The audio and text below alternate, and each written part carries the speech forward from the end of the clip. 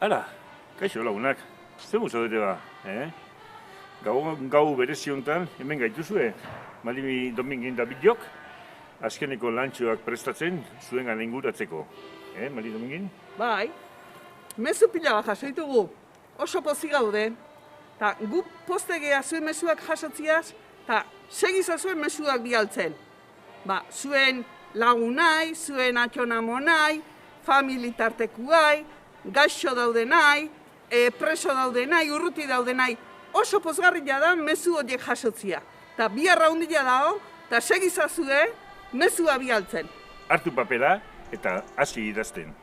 Guri emategoen poza berbera emango diezue bai lagunei, familikuei eta gurasoi.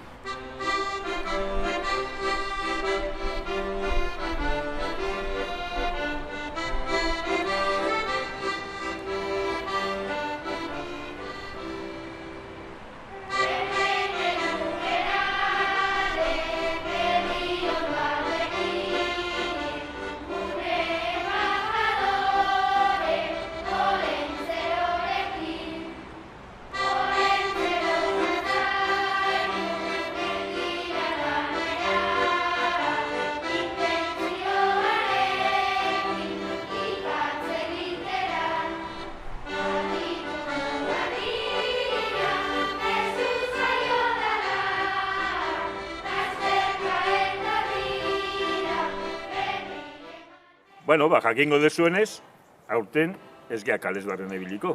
Baina, lasai, topatuko gehan nun batxe.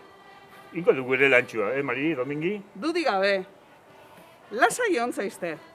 Guk badakizue dakaula txirrikitu magiko bat, eta gu handik begira egon geha.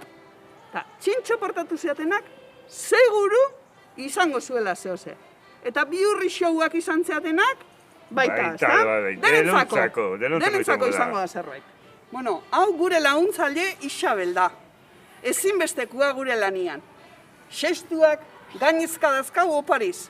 Ta aste aguaz banaketan jat seitun. Baina, ez ahaztu beti bezala guk lan asko iten digula gau hontan.